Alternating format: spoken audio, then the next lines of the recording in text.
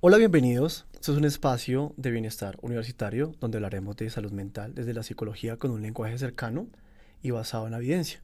Soy David Medrano, soy psicólogo clínico, hago parte del grupo de psicólogos de apoyo psicosocial y en este episodio vamos a conversar sobre situaciones que vivimos todos, especialmente en la vida universitaria. Hoy vamos a hablar de algo que probablemente todos hemos experimentado y es el sobrepensamiento.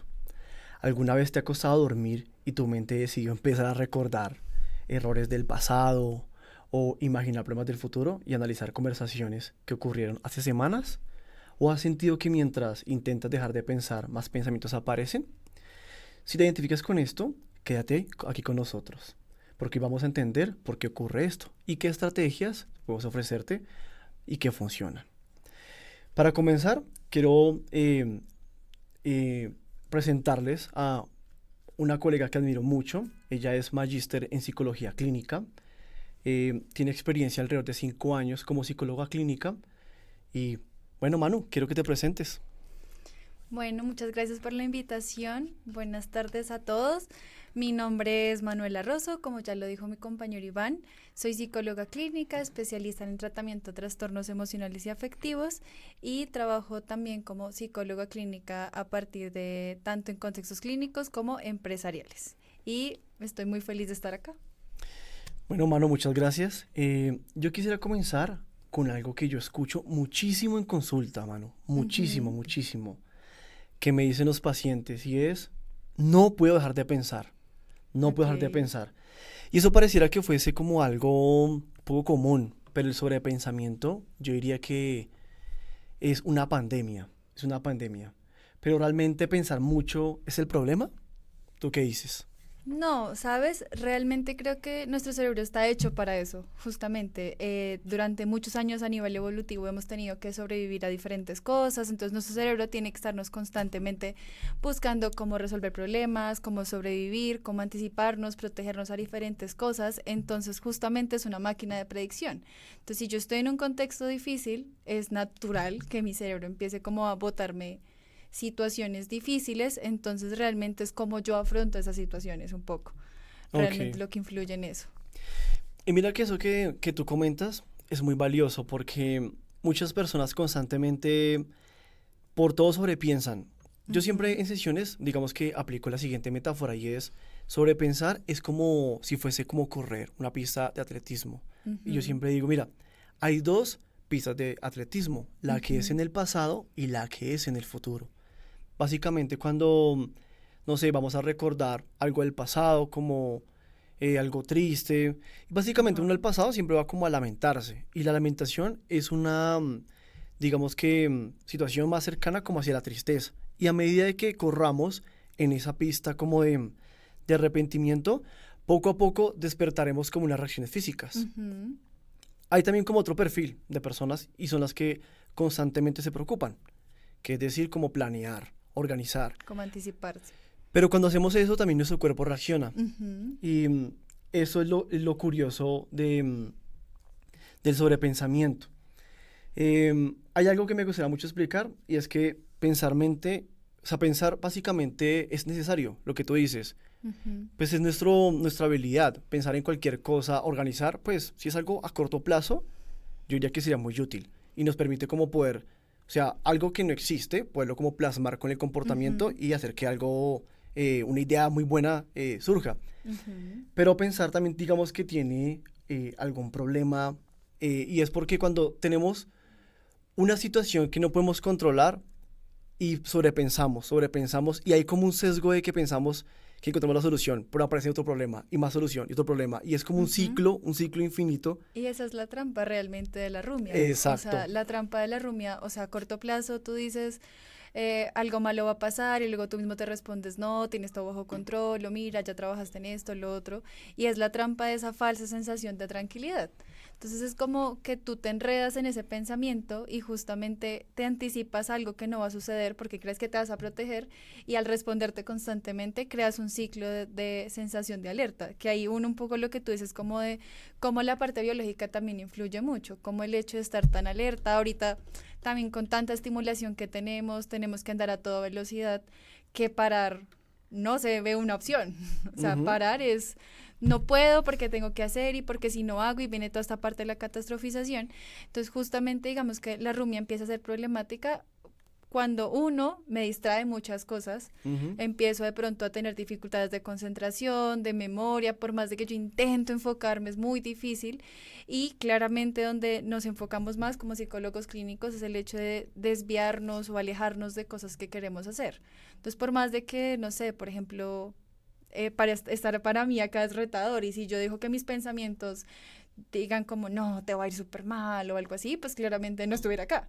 Sí, Exacto. sino yo decido como hacerlo con malestar y enfocarme más en lo que yo anhelo, que es una de las formas también de empezar a romper esa rumia, pero cuando nos enredamos, pues terminamos viviendo una vida alejada de lo que queremos y se desarrollan un montón de otros, digamos, trastornos o dificultades como lo que es la ansiedad, un poco, y me imagino que a nivel estudiantil también afecta un montón.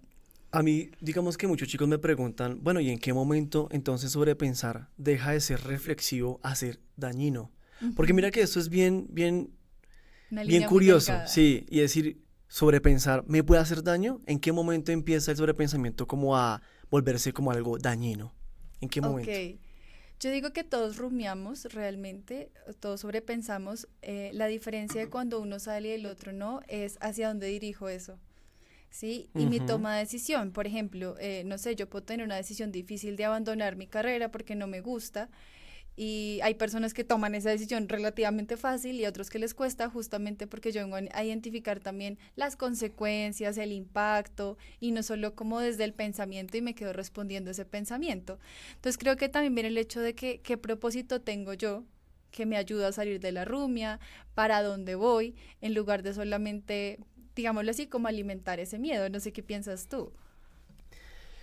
Mira que lo que tú comentas de las consecuencias es una de las claves de lo que preguntan muchos estudiantes y Ujú, muchos pacientes, y es como, pero ¿por qué pensar me hace daño? Y lo que tú dices, básicamente cuando estamos pensando sobre algo, planeando, organizándonos, me devuelvo como a la metáfora de las dos pistas de ujú, atletismo, y es tu cuerpo está reaccionando. Cuando estás sobrepensando sobre algo, la temperatura se va aumentando, el ujú, corazón va cambiando la tasa cardíaca, ujú, la respiración se va agitando y es la segunda parte, digamos que la emoción va surgiendo y es ujú, las reacciones fisiológicas. Se ujú, despiertan y se convierten en emociones. Cuando está ujú. en emoción, hay una conducta. Si yo estoy Exacto. sobrepensando sobre algo que no va a llegar, comienzo a despertar las reacciones fisiológicas que en Ujú, su conjunto yo puedo llamar que es miedo. Y frente a ese miedo, no sé, estoy hablando en público y mi valor, como tú dices, es yo quiero ser un buen estudiante. Si yo soy un buen estudiante y hablo en público, en ese momento esas reacciones se van a sentir incómodas, pero si lo hago, eso me acerca a mi valor de ser buen estudiante, ujú, o si salgo corriendo por el sobrepensamiento que generó las reacciones fisiológicas, dejo de hacer eso, eso me aleja o me acerca. Entonces ujú, yo diría que el sobrepensamiento empieza a ser dañino cuando lo que tú dices nos aleja de lo que es importante. ujú, ¿Cuántas personas, y eso es muy común, o sea, las personas no se dan cuenta, pero es súper común, nomás en un ambiente, por ejemplo, no universitario o laboral, trabajar en grupo es muy difícil, es muy ujú, difícil. claro. Y siempre cuando uno tiene una emoción, hace que se distorsione lo que yo estoy viendo. Ujú, Pienso, tengo pensamientos de que es que trabajar en grupo es muy difícil, no me entienden, mejor me hago solo. Si yo no me doy cuenta de esa línea de sobrepensamiento, quizás yo despierte un poco de rabia y me cambie de grupo. ujú. O quite O la termine materia. aislándome también. Exacto. Ujú, Y ahí es donde algo que no existe generó en mí una reacción fisiológica y me alejó. Es la ujú, consecuencia que tú dices. Ahí yo ujú, diría que el sobrepensamiento es dañino. También muchas personas cuando y tú lo sabes, que eso también se ve mucho en consulta, muchos de los trastornos emocionales o las conductas, por ejemplo, el consumo del vapor o de ujú, alcohol, van en respuestas de que yo no quiero sentir algo o no quiero ujú. pensar en algo. Como un Cuando, escape. exacto, cuando, no sé, yo estoy pensando en un recuerdo difícil, una relación interpersonal o un duelo o un examen, y no quiero Ujú, pensar en eso porque eso me genera unas reacciones físicas incómodas. Entonces, no, no quiero sentir eso. Entonces, va el pensamiento, me engancho, ujú, sobrepienso y es como un vicio. dele y dele y dele, y llega el momento donde el cuerpo comienza a calentarse, a reaccionar, y lo que hago es fumar. El vapor que está de moda, o tomar, y se baja esa reacción fisiológica. Se pasa el efecto y al ratico llega el pensamiento, nuevamente sobrepienso, nuevamente me activo y ahí está como ese círculo. ¿Qué opinas de eso? Y que creo que, o sea, creo que realmente las personas cuando van a consulta van realmente cuando ya el estímulo como que usaban, en este caso, digamos, siguiendo tu ejemplo del consumo del vapor, ya no es funcional. O sea, a corto plazo, digamos, uno dice, sí, yo sobrepienso y eso me funciona, me ha llevado en algunos momentos, me sirve, pero también hay que tener en cuenta que las estrategias se queman, digámoslo así, se agotan. Si yo no tengo un kit, si siempre uso la misma carta, pues esa carta también se me va a gastar. Entonces, justamente como el hecho de que las consecuencias a largo plazo llegan a consulta, o sea, las personas llegan a consulta con esa consecuencia ya está muy alta, ¿sí? Entonces ya no sobrepienso demasiado, justamente yo antes hacía que entonces fumaba, o que entonces sobrepensaba, o que salía mucho también, o incluso también esas conductas de aislamiento que también pueden aparecer. Y ya cuando se desbordan es cuando ya justamente aparece la consulta y es como ya no sé qué más hacer. Y creo que ahí es importante también tener en cuenta cómo las estrategias de cada persona son funcionales o no. Sí, porque pues, digamos, decirles a ustedes, no sé, escuchar música es funcional, sí, pero a corto plazo. O sea, si yo uso esa estrategia todo el tiempo, ya en algún punto la música se va a colar con mis pensamientos y ya voy a terminar usando la estrategia para escapar, para evitar. De ahí que a veces también las estrategias que se ven mucho en redes, sobre todo ahorita, como de, ay, sí, respira y hace esto y ya, se terminan volviendo estrategias de escape, ¿sí? Exacto. Como por ejemplo de que yo siento malestar, ay, rápido voy a respirar para calmarme y no se ve también la función más allá de eso. Exacto. Y eso es muy importante lo que tú dices de la función. Y es porque se vuelve como un ciclo infinito. Tú dices algo que quiero como poner aquí en contexto, que puede pasar mucho en este contexto también que es universitario, y es el aislamiento. Yo tengo un pensamiento, llega inicialmente, en mi cuerpo siento aumento de la temperatura, siento un poco como de hormigueo, corazón acelerado, la respiración, esas reacciones sería como un poco de miedo. Lo generó el pensamiento. De pronto como hablar con un grupo, una exposición.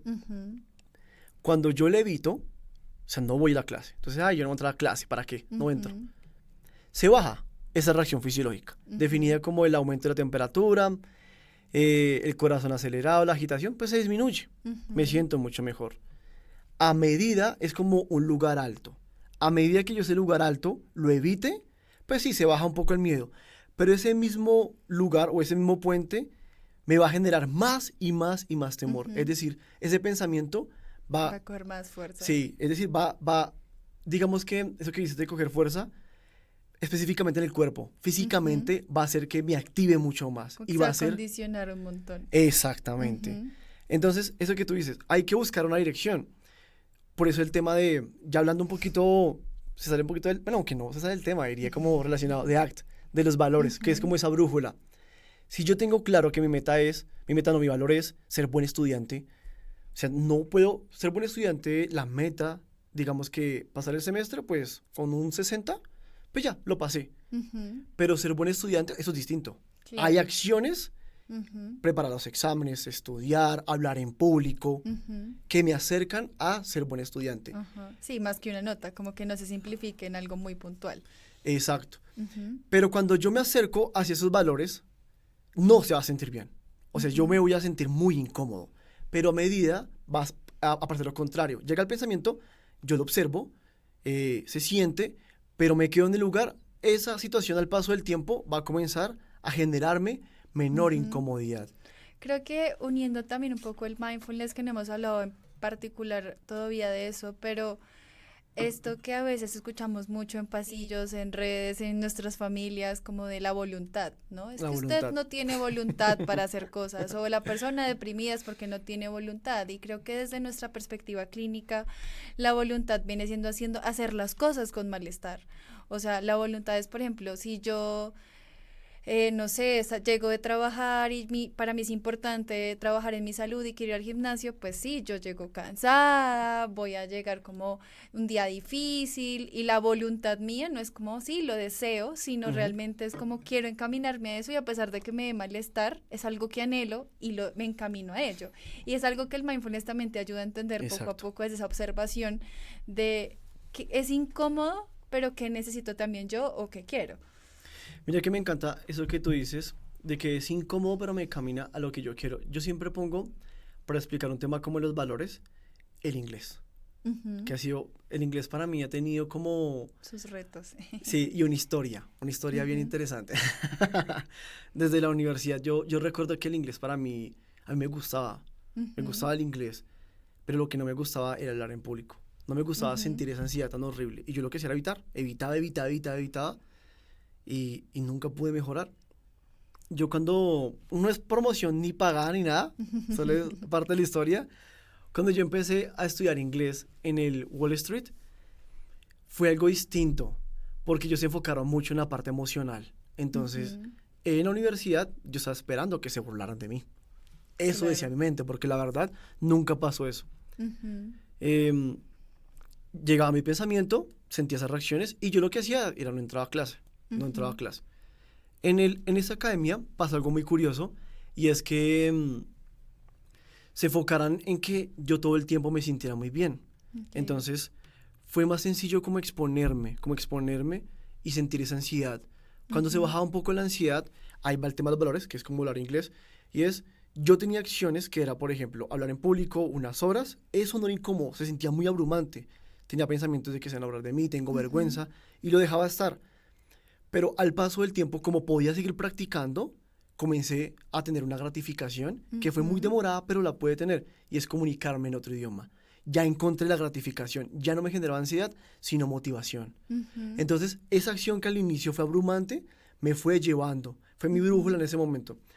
Si yo en ese momento no hubiese tenido como ese valor claro de querer ser mejor estudiante, ujú, no hubiese sido fácil exponerme a esa emoción. ujú, Entonces, muchas veces a mí me llegan en consulta, antes de pasar al siguiente tema, y es un tema también muy común, yo creo que en las universidades y en cualquier consultorio, y es las relaciones interpersonales o la dependencia emocional. ujú. Yo he tenido pacientes que me dicen como, mira, yo no quiero sentir dolor, no quiero sentir dolor. Sí. Y yo te digo a ti, te hago el diagrama de valores y si tú, por ejemplo, estás con una persona que no te sientes cómoda, ya no, no te hace feliz, las cosas que hacen es como por bajar la tristeza, como tú acabas de Ujú, decir, y no porque seas más feliz.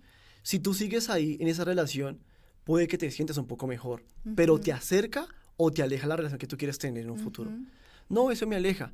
Y entonces, ¿quieres hacer? No, dejarlo. Pero dejarlo que te implica un costo. ¿Cuál es? Claro. Sufrir. No, pues Ujú, yo no quiero sufrir. ujú, Mira, como lo que tú dices, solo el hecho del mindfulness, que ya vamos a hablar de eso, de poder dejar estar la emoción y tener un oriente, una ujú. brújula, hace más fácil por qué Como dejar sentir la procesar. emoción. Ajá. Exacto, entonces, ¿qué opinas de eso? ¿Te ha llegado en consulta personas que te digan eso? Yo no quiero Sí, sentir. sí, claro. O sea, de hecho creo que me hiciste recordar una frase que alguna vez leí por ahí y era como que el dolor es parte de la vida, el dolor es necesario, justamente, pero el sufrimiento, digamos que es un discurso que crea nuestro cerebro ante la negación de una emoción o de algún evento que nos duele. Entonces es como a todos nos duele que alguien se vaya en nuestra vida, que alguien fallezca, una mascota, en fin. Pero la pregunta es porque hay gente que la supera tan fácil y otra Ujú, gente que no. sí. Entonces viene como el hecho de mis creencias, también yo cómo llevo eso y cómo me permito también sentirme a mí vulnerable, que justamente como ya es parte de empezar a ser consciente de lo que yo estoy experimentando, Ujú, ¿sí? Entonces es complejo también tumbar una idea que socialmente también se ha construido muy fuerte de que te toca estar rápido, bien rápido. O sea, como que, de nuevo, como le decía al principio, no hay tiempo para sentir, no hay tiempo para hacer cosas de pronto de parar, porque el mindfulness a veces también se escucha incómodo cuando uno lo empieza a explicar en terapia, porque es como que es la típica estrategia de escuchar y ujú, sentar y demás, pero realmente uno hace mindfulness todo el tiempo, lo que pasa es que uno no sabe que está haciendo mindfulness, exacto, ¿sí? exacto. Entonces, ¿qué te parece si introducimos ahora sí un poco el mindfulness? Antes de eso, yo quisiera como preguntarte, Ok. porque el mindfulness va a ser como el plato fuerte. Ok. Va a ser el plato fuerte y es porque no quiero que quede como la sensación de que, ok, entonces son las emociones únicamente como abrumantes. No vamos a decir ni Ujú, negativas ni positivas, sino de pronto abrumantes, como por ujú. ejemplo la tristeza o el miedo.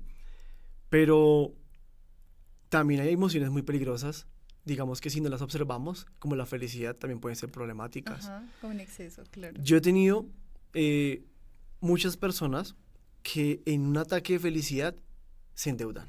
El viaje, no es que es la única oportunidad que tengo, si no lo hago ya en este Claro. momento, y rumian sobre eso, se enganchan con un momento Ujú, feliz, yo voy a estar en la playa, voy a hacer esto, y comete decisiones bien complicadas. ujú. ¿Te ha pasado en consulta eso? Claro, de hecho creo que a todos en algún momento de nuestra vida nos ha pasado, nos pasará. Y creo que eso se ve mucho más cuando nos llega la prima, Ujú, ¿no? Entonces, tengo más dinero, entonces voy a gastarlo. Y me parece interesante que también lo traigas acá porque normalmente se ve como algo que me genera rumiación solo las emociones, digamos, incómodas. ujú. Y realmente, digamos, si se me viene ahorita justo un ejemplo y es, si yo me ofrecen un ascenso, pero también tengo otra oportunidad afuera, eso es una decisión desde algo Sí, positivo, o sea, no es como sí. el super caos de mi vida. Y eso también implica una posible rumia, ¿sabes? Ahí no estoy rumiando sobre, bueno, posiblemente hayan como ideas de si tomo esta decisión y me equivoque y pero también hay una rumiación de, bueno, y si me va bien, y qué tal este empleo sea mejor. Entonces, como que también es importante pararse a ver qué necesito, como también qué me está impactando y de nuevo como tomar el tema de qué necesito yo y es que el pensamiento no es problemático per se como tal, rumiar no es problemático, sino es yo qué hago con ese pensamiento Ujú, y dos, también si ese pensamiento me está llevando hacia algo que yo deseo o anhelo. Y si finalmente la respuesta es no, pues es qué voy a hacer ujú. ahora para encaminarme a eso, ¿sí? Porque pues no siempre vas a tener la respuesta de sí, sí me está encaminando y ya se resuelve, sino que es importante cómo hacer esa introspección o esa reflexión también para ello. Yo te pregunto, aunque implícitamente ya lo respondimos, pero Ujú, ¿por qué nuestra mente hace eso? Porque, listo, ajá. nos preocupamos como para planear, pero ¿por qué rumiamos? Es una pregunta muy compleja, realmente, no es algo que te diga como por ABC. Digamos, de a nivel evolutivo, pues sabemos que nuestro cerebro trata de resolver, de identificar, analizar problemáticas y a partir de ahí, pues darnos opciones. Ujú, Entonces, haz de cuenta que yo le digo a mis consultantes, decir a nuestro cerebro que no pienses como decir a nuestros pulmones que no respiren. ujú. Para eso están, ¿sí? Entonces, realmente la rumia a corto plazo vendría siendo una solución de problemas, ¿sí? Entonces, Exacto. como, entonces B, entonces intento B, me da C, listo, ya. Pero pues si fuera así de sencillo, pues no estaríamos teniendo esta conversación. Entonces, justamente, rumiamos también, cuando se vuelve problemático clínicamente es porque sentimos una falsa sensación de control. Lo que Ujú, hablábamos ahorita, como de que si yo me respondo a mí mismo de que algo malo va a pasar y luego no, no va a pasar y luego sí, sí pasaría y no, pero tal cosa, yo estoy haciendo de más, esa ida y vuelta todo el tiempo conmigo mismo me está generando una falsa sensación de que tengo controlada la situación y qué va a pasar con mi malestar, pues que mi malestar no va a desaparecer, pero va a bajar, ujú. Sí, ¿sí? claro. Igual lo mismo que pasa con la distracción, ¿sí? La Ujú, distracción, sí, me funciona en algún momento, pero ya después mis pensamientos ganan porque ni los estoy resolviendo, ni escuchando la ujú. necesidad, ni dirigiéndome realmente a lo que necesito. Y lo que tú dices como, básicamente es complicado hacer que los pulmones dejen de respirar. Es decir, Ujú, que la mente tiene que ser negativa, ajá, porque va a buscar las amenazas todo el tiempo. Es su exactamente. trabajo, todo el tiempo Ujú, ser negativa. Porque hay gente que dice como, no, yo quiero tener una mente positiva, la quiero cambiar, quiero ser más ujú, positivo. Y yo le digo, hay una metáfora muy interesante que es como la mente es el mar. Entonces, y los pensamientos son como las olas. ujú. Si tú te pones a pelear contra una ola, o sea, te vas a Sí, desgastar físicamente, todo, porque claro. igual la ola te va a llevar. No Ujú, hay nada que hacer. sí, Entonces, si yo sé que viene una ola, hay una manera de relacionarme diferente con los pensamientos ajá, y no luchar con ellos. Sino, hay pensamientos que son buenos. Si son buenos, yo a ellos me fusiono ujú, y con el comportamiento los hago realidad. ujú, Si no me sirven, pues los dejo pasar. Entonces, suena muy fácil decirlo. Lo que sucede es que los pensamientos, como lo hablamos al inicio, generan reacciones fisiológicas. Por eso uno cree que es verdad lo que piensa, porque genera reacciones físicas. Y entonces, me gustaría como preguntarte, y es como, ¿cuáles son los errores más comunes que tienen las personas para controlar no pensar? O pensar en cosas negativas. Creo que la más fácil y la más obvia es no pensar. Exactamente.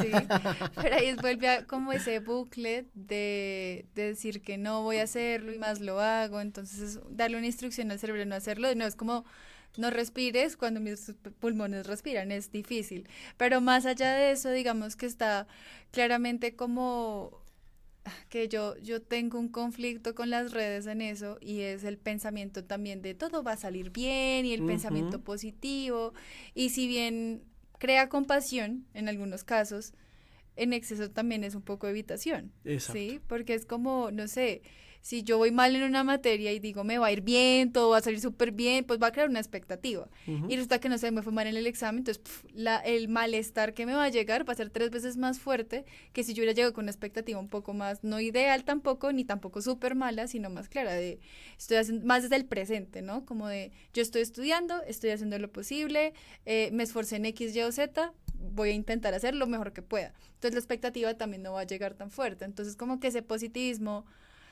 tóxico para mí que hablan las redes también sale un poco, fortalece más bien esa rumia, porque es como de que no me salen las cosas y solo me enredo y me enredo más porque o sean positivas o salgan bien, digámoslo así. ¿Tú te imaginas uno tener un pensamiento negativo y inmediatamente volverlo positivo? O sea, yo estaría todo el tiempo en mi mente peleando. Ajá, Llega un pensamiento, también.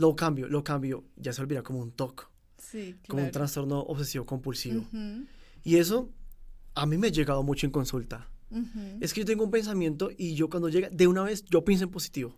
Sí, Y entonces se distrae de lo que está haciendo. No, ajá. mira, yo quiero hablar en público, yo quiero tener un mejor desempeño en los Ujú, parciales, pero llega el momento y estás en una lucha constante que en su mente, como en una supresión de pensamiento. ujú, Entonces, eso es muy común, eso que tú dices, y ujú. es pensar en positivo, que es suprimir el Sí. pensamiento. Y es como un efecto rebote, ¿no? Ujú, Llega el pensamiento y esa discusión ahí mentalmente. Y claro. quizás baje un poco la ansiedad, pero a Ujú. largo plazo, allí digamos Va a que generar más un malestar. mayor desgaste. Claro. Eh, y entonces yo te pregunto, bueno, si no me sirve ver los videos en Instagram, Claro. si no me sirve pensar en positivo, no me sirve, si no me sirve ocuparme, entonces ¿qué me sirve para dejar de sobrepensar? ¿O qué hago entonces? Creo que lo paradójico de pronto para quienes escuchen esto o alguna vez hayan ido a terapia y es como dejar que el pensamiento esté. Lo que pasa es que cuando uno le dice eso a un paciente, son como, no entiendo nada, o sea, Ujú, como, ¿cómo viajar algo que me da malestar? Entonces justamente ahí viene la parte del mindfulness como esa estrategia, esa habilidad para ser consciente del presente, de prestarle más atención. Lo que pasa es que cuando rumiamos, nuestra atención se vuelve más reducida. Entonces ujú. lo que buscamos con el mindfulness es empezar a ampliar el foco atencional, como que la atención no solo vea el punto negro de la pared, sino que vea que está el punto negro y la pared también. ¿Sí? No sé de pronto para ti qué es el mindfulness o cómo lo ves tú. ¿No te ha pasado mucho que las personas dicen, eh, muchas veces yo pregunto en consulta lo mismo, oye, ¿sabes qué es el mindfulness? Antes de dar la definición Ujú. como tal. Y es sí, es que yo soy experto en practicar mindfulness. Yo dejo la mente en blanco. ¿Qué opinas de eso? Sí, eso es imposible. O sea, es muy imposible. O sea, creo que tú necesitas muchos años, o sea, ser budista prácticamente para dedicarte a literal poder dejar la mente en blanco. Porque incluso cuando uno dice voy a intentar dejar la mente en blanco, piensa en algo que tenga que ver con la mente en blanco. Exactamente, igual el O incluso se pensamiento. da la instrucción como tengo que dejar la mente en blanco, Ujú, y eso solamente va a generar más malestar y más rumia. exactamente. De acuerdo. Cuando hablamos del mindfulness, básicamente es poner la atención en el presente. Ujú.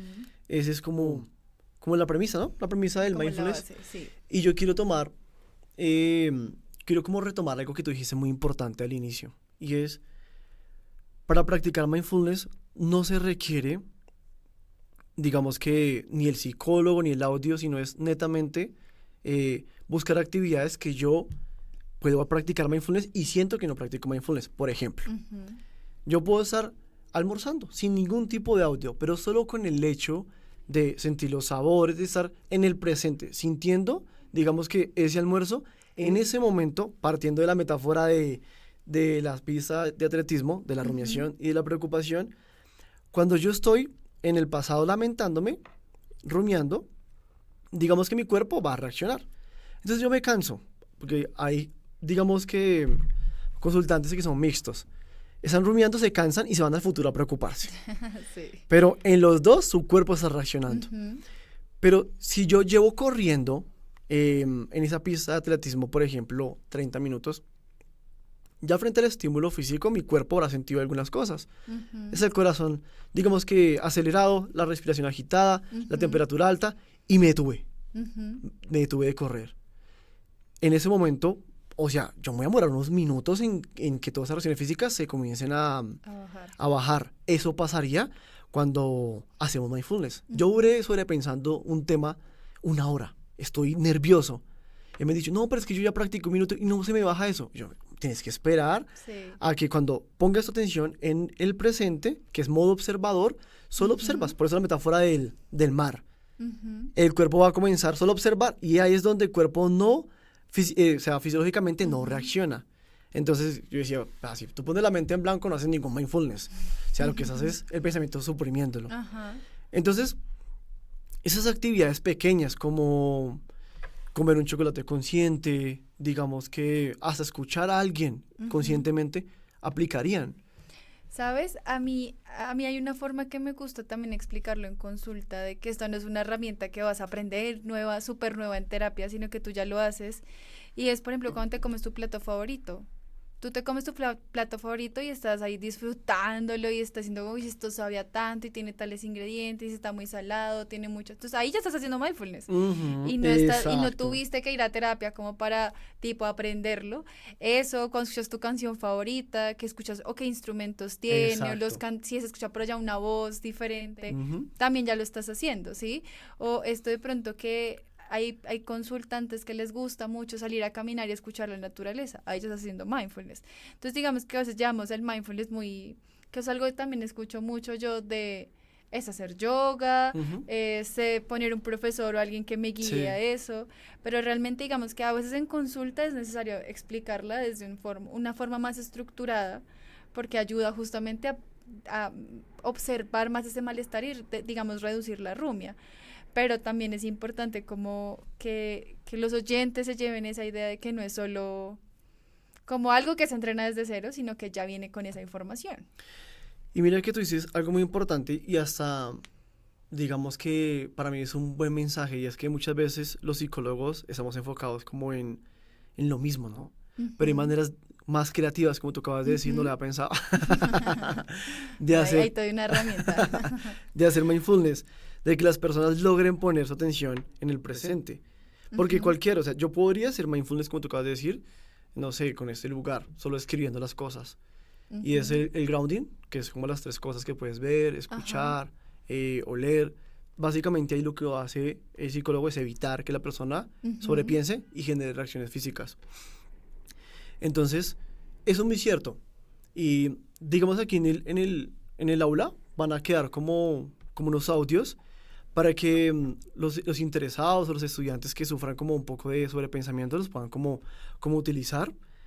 Y eso que tú comentas es muy importante, como tener unas maneras distintas. Yo digo que pues todos tenemos una rutina diferente que podemos, digamos que ahí incluir en mindfulness. Yo, por ejemplo, lo aplico de la siguiente manera. Y a mí me encanta mucho el tema del gimnasio. Cuando yo voy, yo intento hacer como el ejercicio con conciencia plena. Y siento que es más difícil. Es más difícil. Es cierto. Siento que la atención se desvía, yo no sé por qué. Yo diría que es como para evitar como el dolor, no sé. La incomodidad, claro. Es como hacer una sentadilla consciente, juepucha. Es muy difícil. Entonces, digamos que ahí yo intento practicarlo mucho. Y también lo hago en el transporte público. Como dejo la atención fijada como en el motor del carro. Sí, y de hecho creo que también es importante como aclarar que no es que tengas que irte todos los 45 minutos en el Transmilenio súper enfocado en eso, porque eso también te va a desgastar un montón. Sí.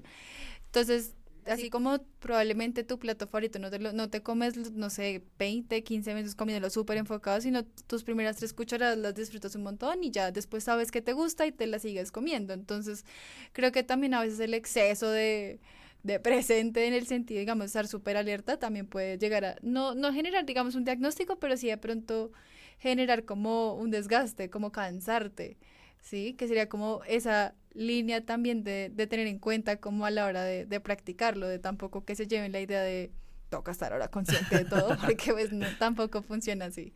Exacto. ¿Cuánto recomendarías tú a un paciente, a un estudiante que practique mindfulness? Porque algunos me dicen, no, mira, intenté practicar media hora. Y yo, ni yo logro hacer eso. Sí, no. Para mí, máximo 10 minutos, digamos, con audios, con audios y eso, pero digamos que si lo hacemos con los sentidos, por ahí 5 minutos, 2 minutos, de pronto ahí uno también va descubriendo con qué sentido es más hábil. Hay unos que son más hábiles con los oídos, con el tacto, con el olfato. Entonces también te va a ayudar un poco, pero creo que máximo 10 minutos estaría bien. Perfecto. Tú comentas algo muy importante y es como, no es que ahora yo todo el tiempo tengo que estar en el presente, sino que la idea de mindfulness es flexibilizar la atención. Que si yo necesito preocuparme, bueno, yo lo hago conscientemente, me preocupo, planeo algo y yo ya sé que cuando me preocupo mi cuerpo va a reaccionar y lo estoy observando. Bueno, hay algo del pasado, sí, necesito aprender de eso. Un tiempo estimado para rumiar y ya soltarlo. Cuando una persona, como tú dices, por lo menos 10 minuticos que practique mindfulness en el día, va a ser más sencillo que suelte un pensamiento negativo, repetitivo, de que alguien que nunca ha hecho eso, porque ni siquiera sabe cómo hacerlo. Piensa en dejar la mente en blanco, en pensar en algo positivo, y eso lo que va a hacer es como un efecto rebote. Entonces, esas pequeñas prácticas de 10 minuticos, 5 minuticos, sí va a ser un efecto. Y yo a los oyentes los reto a que lo hagan por lo menos un mes, que practiquen los audios que van a quedar aquí en el aula. Por lo menos que lo hagan un mes y van a notar cómo cuando les pase algo complicado, como algo negativo, va a ser más sencillo que lo suelten. Porque la atención es mucho más flexible, mucho más flexible. Y también para dormir. ¿No te ha pasado que te vas a dormir y es donde, o sea, uno está en el trabajo, o en la universidad, en clase, y ese sueño, y llega uno a casa ya a descansar, y no, es el momento de empezar a darle vueltas a todo. Entonces, digamos que si uno lograra en el día practicar por lo menos los 5 minuticos, 10 minuticos, será más sencillo soltar, aprender a soltar, o cambiar el foco, como te decía, tu atención, dejarla en el presente, en modo observador, y no en modo rumiación, o no, en modo sobrepensamiento o preocupación. Entonces eso me parece como muy importante. Bueno, Manu, ya para terminar, ¿cómo te pueden encontrar los estudiantes en tus redes? Bueno, gracias por la invitación también. Yo aparezco en Doctoralia, me pueden buscar directamente como Manuela Rosso. También en mis redes es Manuela Rosso Psico, con P-S-I-C-O. Ahí pueden encontrarme y pues también bienvenidos también si llegan a necesitar alguna vez alguna herramienta o algo que necesiten de mi parte. Manu, pues igual por todo te agradezco, por tu espacio, por tu tiempo. Espero que poderte invitar a más programas como este. Genial. Y aprender también mucho de ti, de tus cosas.